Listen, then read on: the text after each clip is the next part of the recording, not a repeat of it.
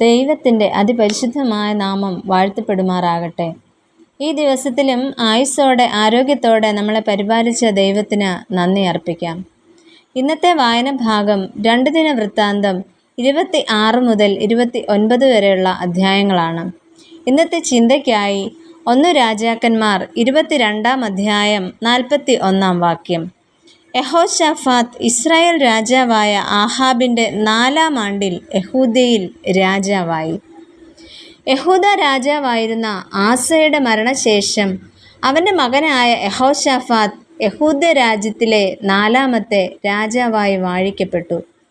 അവൻ്റെ അമ്മയ്ക്ക് അസൂബ എന്നായിരുന്നു പേര്. യഹോശാഫാത്ത് എന്ന പേരിന് യഹോവ ന്യായം വിധിക്കുന്നു എന്നതാണ് അർത്ഥം. വേദപുസ്തകത്തിൽ യഹോശാഫാത്ത് എന്ന പേര് മറ്റു പലർക്കും കാണപ്പെടുന്നു. യഹോശാഫാത്ത് 25 സംവത്സരം യഹൂദയിൽ രാജാവായി വാഴുന്നു. രാജ്യഭാരം ഏറ്റെടുക്കുമ്പോൾ അവന് 35 വയസ്സായിരുന്നു പ്രായം. ചരിത്രകാരന്മാരുടെ നിഗമനമനുസരിച്ച് BC 874 മുതൽ 850 വരെയുള്ള കാലഘട്ടമായിരുന്നു യഹോശാഫാത്ത് യഹൂദ്യ രാജ്യം ഭരിച്ചിരുന്നത്. 2 ദിനവൃത്താന്തം 17-ാം അധ്യായത്തിൻ്റെ 4-ൽ ഇപ്രകാരം പറയുന്നു: ബാൽ വിഗ്രഹങ്ങളെ ആരാധിക്കാതെയും ദൈവത്തിൻ്റെ കൽപ്പനകളെ അനുസരിച്ച് നടക്കുകയും ചെയ്തതുകൊണ്ട് യഹോവ യഹോശാഫാത്തിനോട് കൂടെ ഉണ്ടായിരുന്നു എന്ന്. അതുകൊണ്ട് തന്നെ യഹൂദയിലെ ഉത്തമന്മാരായ രാജാക്കന്മാരിൽ ഒരുവൻ ആയിത്തീരുവാൻ യഹോശാഫാത്തിന് സാധിച്ചു. യഹോശാഫാത്ത് രാജ്യഭരണം ഏറ്റെടുത്തതിനു ശേഷം തൻ്റെ പിതാവായ ആസ പ്രവർത്തിച്ചതുപോലെ തന്നെ യഹോവയ്ക്ക് പ്രസാദമായുള്ളത് ചെയ്യുന്നു.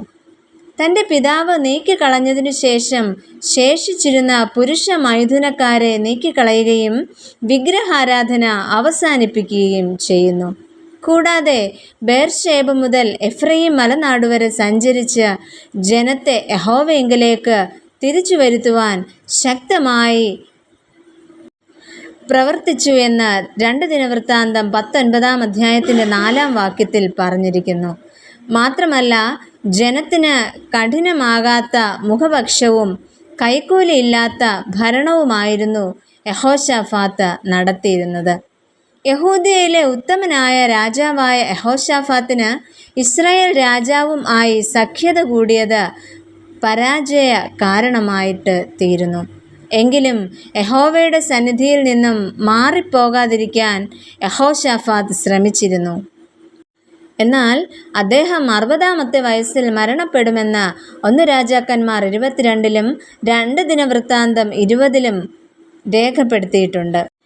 യഹോവ ഭക്തിയും ദൈവവചനത്തോട് ആദരവും പുലർത്തിയിരുന്ന വ്യക്തിയായിരുന്നു യഹോശാഫാത്ത്. ന്യായാധിപന്മാരെ നിയമിക്കുകയും നീതിയോടെ ഉത്തരവാദിത്വങ്ങൾ നിർവഹിക്കുവാൻ അവർക്ക് നിർദ്ദേശം നൽകുകയും ചെയ്തിരുന്നു. യെരൂശലേമിൽ ഒരു കേന്ദ്ര നീതിപീഠം സ്ഥാപിക്കുവാനായിട്ട്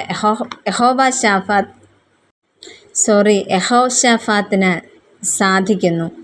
സൈന്യത്തെ പുനഃസംഘടിപ്പിക്കുകയും മർമ്മപ്രധാനമായ പട്ടണങ്ങളിൽ കോട്ടകൾ സ്ഥാപിക്കുകയും ചെയ്യുവാൻ ഈ രാജാവിന് സാധിച്ചു.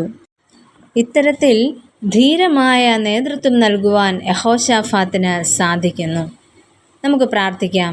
പ്രിയ കർത്താവേ, അവിടുന്ന് ഞങ്ങളെ ഏൽപ്പിച്ചിരിക്കുന്ന ഉത്തരവാദിത്വങ്ങളിൽ വിശ്വസ്തരാകുവാൻ ഞങ്ങളെ സഹായിക്കണമേ.